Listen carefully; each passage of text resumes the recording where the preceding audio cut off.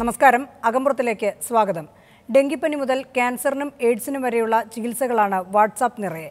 Local വൈദ്യന്റെ മുതൽ അമേരിക്കയിലെ പേരുകേട്ട ഗവേഷണ സ്ഥാപനത്തിന്റെ പേരിൽ വരെ ഓഡിയോ വീഡിയോ സന്ദേശങ്ങൾ പ്രചരിക്കുന്നു. ബോധപൂർവം തെറ്റായ സന്ദേശങ്ങൾ പ്രചരിപ്പിക്കുന്നവർക്കെതിരെ ഒരു നടപടിയുമില്ലാത്തത് എന്തുകൊണ്ടാണ്? ആരോഗ്യവകുപ്പ് director doctor Saritha, info clinic പ്രവർത്തകൻ doctor PS Jineesh, psychologist doctor K Gireesh. സ്വാഗതം എല്ലാവർക്കും. ഏതാനും ചില സാമ്പിളുകൾ കേൾക്കൂ. ഗർഭിണികൾ കാൽസ്യം ഗുളിക കഴിക്കരുത്. കഴിച്ചാൽ പാൻക്രിയാസിലും പിത്തസഞ്ചിയിലും കല്ലുണ്ടാകും. 13.5 മണിക്കൂർ കൊണ്ട് പിത്തസഞ്ചിയിലെ പാൻക്രിയാസിലെ കല്ലെടുത്ത് പുറത്തു വരും. അത് ഏറ്റവും കൂടുതൽ എൻ്റെ അടുത്ത് വരുന്നത് കാൽസ്യത്തിന്റെ ഗുളിക കഴിച്ചിട്ടുള്ള പെൺകുട്ടികളാണ്. പ്രസവം കഴിഞ്ഞിട്ട് വരുന്ന പെൺകുട്ടികളാണ് ഏറ്റവും കൂടുതൽ ഈ രോഗം കൊണ്ട് എൻ്റെ അടുത്ത് വരുന്നത്. പ്രഷറിനും ഷുഗറിനും കൊളസ്ട്രോളിനും ഇംഗ്ലീഷ് മരുന്ന് കഴിക്കുന്നത് എന്തിന്?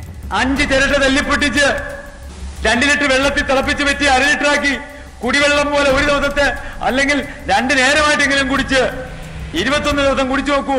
ഓർഗാനിക് അരിയും ഓർഗാനിക് പച്ചക്കറിയും കൂടെ കയറ്റിയിട്ട് കുടിച്ചാൽ BP, പ്രമേഹം, കൊളസ്ട്രോൾ എങ്ങോട്ട് പോയി കാണൂല.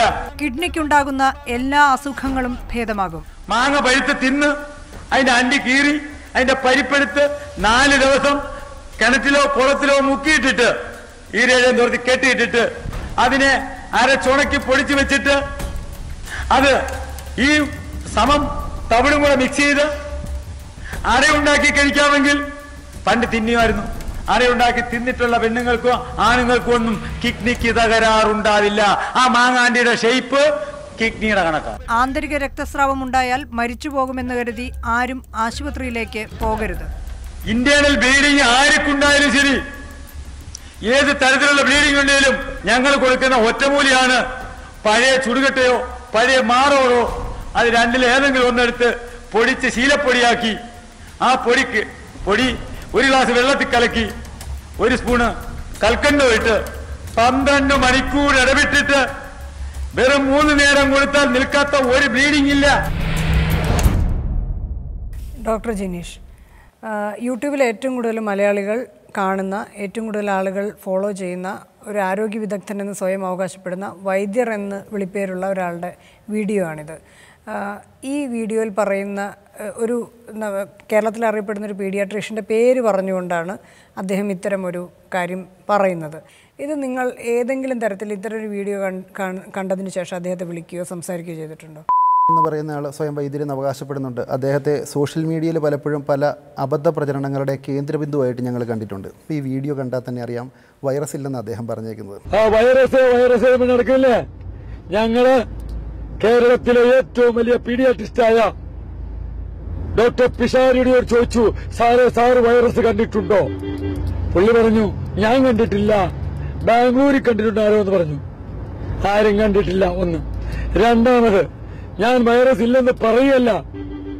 ഖത്തറിൽ നിന്ന് വന്ന ഒരു എയ്ഡ്സ് രോഗിയുടെ ചോര കുടിക്കുകയും ഒരു ഡോക്ടറിന്റെ കാലെ കുത്തിവെക്കുന്ന രംഗം പരിയാരം മെഡിക്കൽ കോളേജില് അവിടെ ഞാൻ പ്രദർശിപ്പിച്ചതാണ്. പിന്നാണ് മനസ്സിലാവുന്നത് ഈ വൈറസ് ഒന്നും സാധനമില്ലാത്തതാണെന്നും. ബാക്ടീരിയയും ഫംഗസും വൈറസും എന്നാണ് പറഞ്ഞു വരുന്ന ഫ്ലോയ്ക്കകത്ത് പറഞ്ഞിട്ടുണ്ടെങ്കിൽ അത് പിടിച്ച് കളിക്കാതിരിക്കാൻ പറ മക്കളെ. അല്ല, പക്ഷേ ഡോക്ടർ പിഷാരടിയോട് ഞാൻ ചോദിച്ചു. അദ്ദേഹം പറഞ്ഞു അദ്ദേഹം കണ്ടിട്ടില്ലെന്ന്. ഡോക്ടർ പിഷാരടിക്ക് വ്യക്തമാക്കാം ഈ കാര്യങ്ങൾ. അങ്ങനെ ഒരു സംഭവം നടന്നിട്ടില്ലെങ്കിൽ സ്വാഭാവികമായി നിയമ നടപടിക്ക് പോവാം. ഇതൊന്നും നടക്കാത്തത് എന്താണ് കേരളത്തിൽ? ഇപ്പം മാതൃഭൂമിയിലെ അകമ്പുറം പ്രോഗ്രാമിൽ തന്നെ, ഇതേ പ്രോഗ്രാമിൽ കഴിഞ്ഞ വർഷം ജേക്കബ് വടക്കഞ്ചേരി എന്ന് പറഞ്ഞയാൾ മന്ത്രി തന്നെ പങ്കെടുത്ത ഒരു പരിപാടിയിൽ അദ്ദേഹം ചെയ്യുന്നത് തെറ്റാണെന്നുള്ള രീതിയിൽ ഒരു വാർത്ത വന്നിരുന്നു. താങ്കളെ ഒരു പേപ്പട്ടി കടിച്ചാൽ താങ്കൾ ആന്റി റാബീസ് വാക്സിൻ എടുക്കാതെ ഇരിക്കും? ഞാൻ എടുക്കില്ല. എന്നെ നായ കടിച്ചിട്ടുണ്ട് ഇടുക്കിയിൽ വെച്ച്. അല്ല, ഏതെങ്കിലും കടിച്ചിട്ട് ഓടിക്കളഞ്ഞ നായയാണ്. ആളുകളെ മെഡിക്കൽ കോളേജില് മിനിസ്റ്റർ അത് പറയരുത്.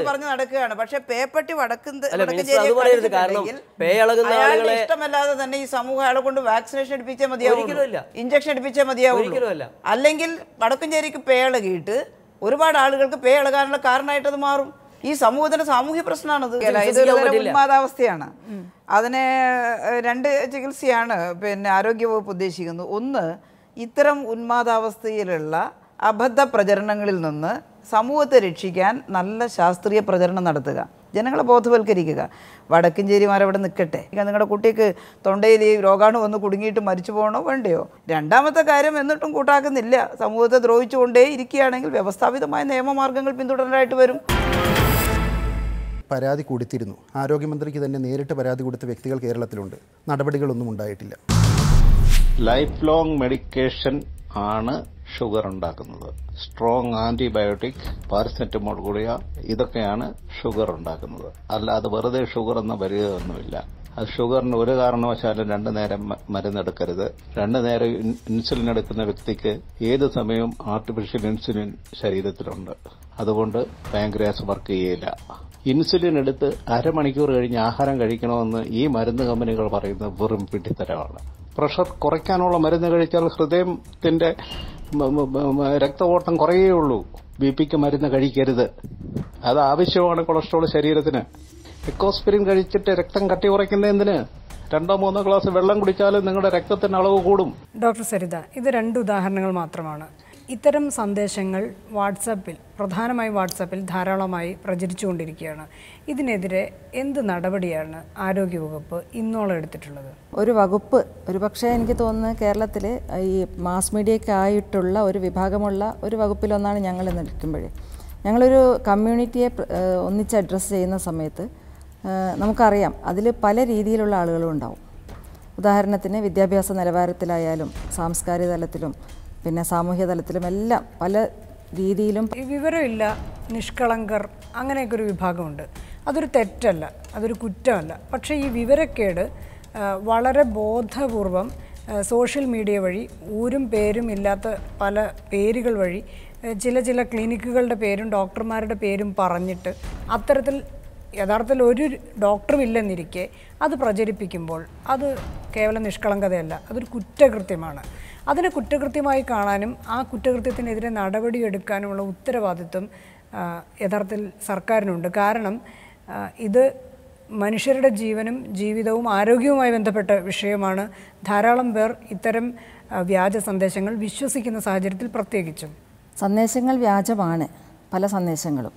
പക്ഷേ ഞാനത് പല രീതിയിലും അന്വേഷിച്ച് നോക്കിയ കാര്യങ്ങളാണ്. മയോ ക്ലിനിക് ഡോക്ടർ രതീഷ് മേനോൻ എന്ന് അവകാശപ്പെടുന്ന ഒരു ഓഡിയോ ക്ലിപ്പാണിത്. രതീഷ് മേനോൻ എന്ന് പറയുന്ന മലയാളിയായ ഒരു ഡോക്ടർ അവിടെ ഇല്ല. സ്വാഭാവികമായി നടപടിയെടുക്കാൻ കഴിയും. സാങ്കല്പിക കഥാപാത്രത്തിനെതിരായിട്ടാണ് നമുക്ക് നടപടിയെടുക്കാൻ സാധിക്കാത്തത്. കാരണം സോഷ്യൽ മീഡിയയിൽ വരുന്നത് കഥാപാത്രങ്ങളും സാങ്കല്പികമാണ്, അതിലുപരിയായിട്ട് ഇതിൽ വരുന്ന കമ്മ്യൂണിറ്റിയും വെർച്വലാണ്. ഞങ്ങളെ സംബന്ധിച്ചിടത്തോളം ഇതൊക്കെ ഒരുതരം ജൽപ്പനങ്ങളായിട്ടാണ് കാണേണ്ടത്.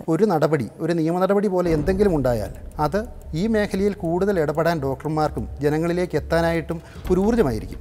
അപ്പോൾ ഈ പ്രസൻറ്റേഷൻ തന്നെ വളരെ ഒത്തൻറ്റിക്കായിട്ട് ആൾ പറയുന്നത്. ആൾ എയ്ഡ്സ് രോഗിയുടെ രക്തം കുടിച്ചു എന്നിട്ടും എയ്ഡ്സ് വന്നിട്ടില്ല എന്നാണ് ക്ലെയിം ചെയ്യുന്നത്. ഇപ്പോൾ ഇദ്ദേഹത്തിന് നമുക്ക് വേണമെങ്കിൽ ഒരു ഇലക്ട്രോൺ മൈക്രോസ്കോപ്പ് ഉള്ള സ്ഥലത്ത് കൊണ്ടുപോയിട്ട് നമുക്ക് വൈറസ് കാണിച്ചു കൊടുക്കാം. പക്ഷേ ഇദ്ദേഹം തന്നെ വേറൊരു വീഡിയോയിൽ പറഞ്ഞിരിക്കുന്നു സ്കാനിങ് റിപ്പോർട്ടുകൾ നേരത്തെ എടുത്ത് വെച്ചേക്കുന്ന ഫോട്ടോഗ്രാഫ്സാണ്. അപ്പം ഇലക്ട്രോൺ മൈക്രോഗ്രാഫ് കണ്ടിട്ട് ആൾ നേരത്തെ എടുത്ത ഫോട്ടോഗ്രാഫാണെന്ന് പറഞ്ഞാൽ നമുക്കൊന്നും ചെയ്യാൻ പറ്റില്ല. വൈറസിന് എന്തായാലും ഇലക്ട്രോൺ മൈക്രോസ്കോപ്പിൽ കൂടി എണീറ്റ് നിന്നിട്ട് ഞാൻ വൈറസാണെന്ന് പറയാനൊന്നും പറ്റില്ല. ഡോക്ടർ ഗിരീഷ്, വളരെ അറിവും വിദ്യാഭ്യാസവും ഉണ്ട് എന്ന് നമ്മൾ കരുതുന്ന പലരും ഇയാളുടെ ഇതുപോലെയുള്ള ആളുകൾ പറയുന്നത് കേട്ട് ചികിത്സിക്കുന്നു. നമ്മുടെ കേരള ജനതയുടെ ഒരു മനസ്സ് പരിശോധിക്കുന്ന അവസരത്തിൽ ഗള്ളിബിലിറ്റി എന്ന് പറയും, എന്നെ ഒന്ന് ചീറ്റ് ചെയ്യുക എന്ന് നിൽക്കുന്ന ഒരു ടെൻഡൻസി മലയാളിക്ക് പൊതുവേ ഉണ്ട്.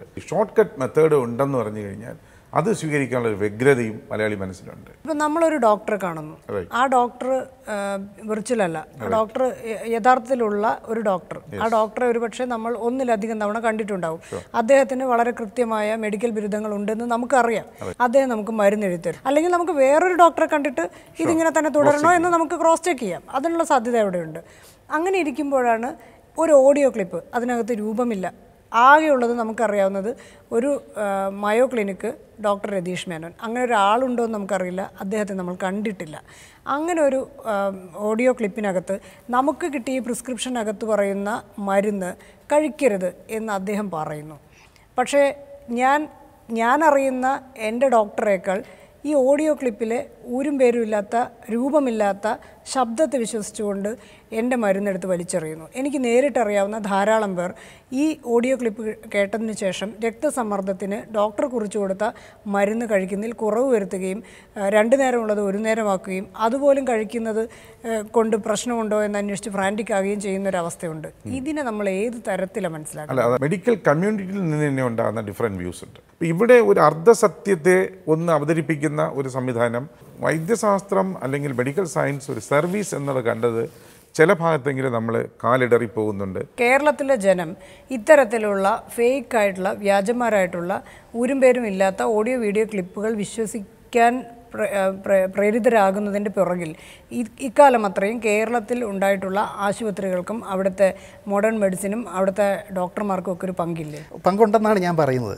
ആരോഗ്യ മേഖലയിലേക്ക് വരികയാണെങ്കിൽ നൈതിക വിരുദ്ധ പ്രവർത്തികൾ ഉണ്ടാവുന്നുണ്ട്. അത് നമുക്ക് മറച്ചു വെക്കാൻ പറ്റില്ലാത്ത യാഥാർത്ഥ്യമാണ്. മരുന്ന് കമ്പനികളുടെയും ലാബുകളുടെയും കട്ടുമേടിക്കുന്ന ഡോക്ടർമാരുണ്ട്. അതില്ല എന്ന് പറഞ്ഞാൽ തെറ്റാണ്. പക്ഷേ അതിപ്പോഴും ഒരു ന്യൂനപക്ഷം ഡോക്ടർമാർ മാത്രമാണ് അങ്ങനെ മേടിക്കുന്നത്. ഈ വാട്സപ്പിൽ വരുന്ന സന്ദേശങ്ങളിൽ ഏറ്റവും പ്രധാനപ്പെട്ട ഇപ്പോൾ വരുന്നത് ഡെങ്കിനുള്ള മരുന്ന് ഇതാണ് എന്ന് പറഞ്ഞിട്ട് ഒരേ തരം സന്ദേശങ്ങൾ, ഒരേ പേര് മാത്രം മാറ്റി ആയുർവേദത്തിൻ്റെയും ഹോമിയോയുടെയും മറ്റ് ചില വൈദ്യശാസ്ത്ര മേഖലകളുടെയൊക്കെ പേരിൽ ഒരേ തരം സന്ദേശങ്ങൾ, പേര് മാത്രം വ്യത്യസ്തമായി വരുന്നു. പപ്പായയുടെ ഇലയുടെ നീര് കഴിച്ചാൽ മതി എന്ന് പറയുന്നു. ഇത്തരം സന്ദേശങ്ങൾ ശ്രദ്ധയിൽപ്പെട്ടിരുന്നു. ശ്രീകല പറഞ്ഞ പോലെ തന്നെ ഇതൊരു മാർക്കറ്റിംഗ് തന്ത്രമാണ്. അതായത് എവിടെയെങ്കിലും ഒരു ചെറിയ വീക്ക്നെസ് കാണുമ്പം അവിടെ കയറി കൂടിയിട്ട് ഇപ്പം പല പ്രചരണങ്ങളും ഞാൻ കഴിഞ്ഞ ദിവസം ശ്രദ്ധിച്ചത് ശരിയായ ചികിത്സ ചെയ്യാതെ ഇത്തരം മരുന്ന് വാങ്ങിച്ച് കഴിക്കുന്ന ആളുകളുണ്ട്, പപ്പായയുടെ ഇലയുടെ നീര് കഴിക്കുന്ന ആളുകളുണ്ട്. ഇത് സർക്കാരിൻ്റെ പ്രശ്നമാണ്, സർക്കാരിൻ്റെ ഒരു ബാധ്യതയാണ്, ആരോഗ്യവകുപ്പ് ശ്രദ്ധിക്കേണ്ടതാണ്. ഇതിലിപ്പോൾ ശ്രദ്ധയപ്പെട്ടിട്ടുള്ള ഒരു കാര്യം തന്നെ കൊതുക് നിവാരണികളുടെ പരസ്യം തന്നെ ഡെങ്കുവിനെ പറഞ്ഞുകൊണ്ടായി മാറി. കാരണം ഇന്ന് ആളുകളുടെ മനസ്സിൽ ഏറ്റവും കൂടുതൽ രൂഢമൂലമായിട്ടുള്ള ഒരു പേരാണ് അല്ലെങ്കിൽ ഒരു വാക്കാണ് ഡെങ്കു. പിന്നെ കുറച്ചുകൂടെ നിഷ്കളങ്കമായ, അത്ര വലിയ പ്രശ്നമില്ലാത്ത തരം സന്ദേശങ്ങളുണ്ട്. മെൻഡോസും പെപ്സിയും കൂടെ കഴിച്ചാൽ മരിച്ചു പോവും. പിന്നെ എന്തോ ഒരു സാധനം കത്തിച്ച് അത് പ്ലാസ്റ്റിക്കാണ്. കുർക്കുറെ കത്തിക്കുന്നു, അത് പ്ലാസ്റ്റിക്കിൽ നിന്നുണ്ടാക്കിയതാണ്. പിന്നെ പാരസെറ്റമോളിൻ്റെ ഇങ്ങനെ എഴുതിയ 500 എന്നെഴുതിയ ചില, അത് വ്യാജമരുന്ന്, അതിൽ വൈറസ് ഉണ്ട്. ഇത്തരത്തിലുള്ള ചില സന്ദേശങ്ങൾ വരുന്നുണ്ട്. അപ്പോൾ ഇത് പൊതുവായി ഈ നിയമത്തിൻ്റെ കീഴിൽ നമുക്കൊന്നും ചെയ്യാൻ പറ്റില്ല ഇത്തരം സന്ദേശങ്ങൾക്കെതിരെ. ഈ സന്ദേശങ്ങൾ ആരാണ് സൃഷ്ടിക്കുന്നത്? ആ ആളെ കണ്ടുപിടിക്കാൻ സാധിച്ചെങ്കിൽ നിയമ നടപടികൾ സ്വീകരിക്കാൻ പറ്റുമെന്നാണ് ഞാൻ വിശ്വസിക്കുന്നത്. പക്ഷേ ഈ വാട്സാപ്പ് സന്ദേശങ്ങളുടെ ഏറ്റവും വലിയ പ്രശ്നം എന്ന് പറയുന്നത് ഇതാരാണ് എഴുതിയത് അല്ലെങ്കിൽ ആരാണ് ഈ സന്ദേശം പ്രചരിപ്പിക്കുന്നത് എന്നൊന്നുമില്ല. അവർക്ക് ചിലപ്പം ലാഭവും നഷ്ടമൊന്നും ഉണ്ടാവില്ലായിരിക്കും. ഇപ്പം ഈ അടുത്തിടയ്ക്ക് പ്രചരിച്ച ഒരു സന്ദേശമാണ് മീനും തൈരും ഒരുമിച്ച് കഴിച്ചാൽ ആഴ്സനിക്ക് കൊണ്ടുള്ള വിഷബാധ ഉണ്ടാകുന്നു. അതിന് എനിക്ക് കേൾക്കുമ്പോൾ ഒരു നിരുപദ്രവകരമായ ഒരു തമാശ എന്നുള്ളതിനകത്ത് അപ്പുറത്തോട്ട് എനിക്കൊന്നും ചിന്തിക്കാൻ പറ്റുന്നില്ല. പക്ഷേ ഇതുപോലുള്ള സന്ദേശങ്ങൾ കൊണ്ട് ആൾക്കാർക്ക് ഉപദ്രവം ഉണ്ടാകുന്നില്ല. പക്ഷേ നമ്മൾ തൈരും കൂടെ ആൾക്കാർ കഴിക്കണ്ട, അത്രേ ഉള്ളൂ. ഭൂമി പരന്നതാണെന്ന് വാദിക്കുന്ന ഒത്തിരി പേര് ഇപ്പോഴും ജീവിച്ചിരിപ്പുണ്ട്. ഭൂമി പരന്നതാണ് എന്ന് വാദിക്കുന്നവർ. അതുകൊണ്ട് ആർക്കും നഷ്ടമൊന്നും ഉണ്ടാകുന്നില്ല. അവരങ്ങനെ വിശ്വസിച്ചോട്ടെ, വേറെ ആർക്കും നഷ്ടമില്ല. പക്ഷേ അതുപോലല്ല ഗൂഢാലോചന സിദ്ധാന്തങ്ങൾ കൊണ്ട് ക്യാൻസറിന് ചികിത്സ പാടില്ല എന്ന് പറയുന്നത്, വാക്സിൻ എടുക്കുന്നത് ജനസംഖ്യാ നിയന്ത്രണത്തിന് വേണ്ടിയാണ് എന്ന് പറഞ്ഞ് വാക്സിൻ വിരുദ്ധത പടർത്തുന്നത് അതുപോലല്ല, സ്വന്തം ലാഭത്തിന് വേണ്ടി ഓരോ ഹോക്സുകൾ പടച്ചു വിട്ട്. ഓഡിയോ ക്ലിപ്പിനെ പോലെ വീഡിയോ ക്ലിപ്പിൻ്റെ കാര്യത്തിൽ പ്രശ്നമില്ല. ആരോഗ്യവകുപ്പിന് ഈ തെറ്റായ വിവരങ്ങൾ പറയുന്നുണ്ട് എന്ന് ബോധ്യപ്പെട്ടാൽ നടപടി എടുത്തുകൂടെ? ബോധ്യപ്പെടാനായിട്ടുള്ള സമാനമായ മാർഗങ്ങൾ ഞങ്ങൾ സ്വീകരിക്കുന്നുണ്ട്. എനിക്ക് തോന്നുന്നു ജിനീഷോടെ ഇരിക്കുന്നുണ്ട്. ഇൻഫോ ക്ലിനിക്ക് ഇപ്പോൾ നമുക്ക് ഏറ്റവും കൂടുതൽ ഒരു സോഷ്യൽ മീഡിയയിൽ, ഫേസ്ബുക്കിൽ ഏറ്റവും കൂടുതൽ ആളുകൾ ആരാധിക്കുന്നതെന്ന് തന്നെ ഞാൻ പറയുകയാണ് ഇൻഫോ ക്ലിനിക്കിലെ വിവരങ്ങളാണ്. നമ്മൾ അവർക്ക് കിട്ടുന്ന ലൈക്കുകളും കാര്യങ്ങളും വെച്ച് നോക്കുമ്പോൾ ആധുനിക വൈദ്യശാസ്ത്രത്തിലെ ചില മിടുക്കന്മാർ ഇതിനു വേണ്ടി പ്രവർത്തിക്കുന്നുണ്ട് അല്ലെങ്കിൽ പ്രയത്നിക്കുന്നുണ്ട് എന്ന് എനിക്ക് പറയാൻ പറ്റും. പക്ഷേ ഓരോ സോഷ്യൽ മീഡിയയിൽ വരുന്ന ഓരോ കാര്യങ്ങളെയും എടുത്തുകൊണ്ട് അവർക്ക് എതിരായിട്ട് നടപടി എടുക്കുക എന്നുള്ളത് ഒരുപക്ഷെ അതിനുള്ള നിയമങ്ങൾ പരിശോധിക്കേണ്ടിയിരിക്കുന്നു.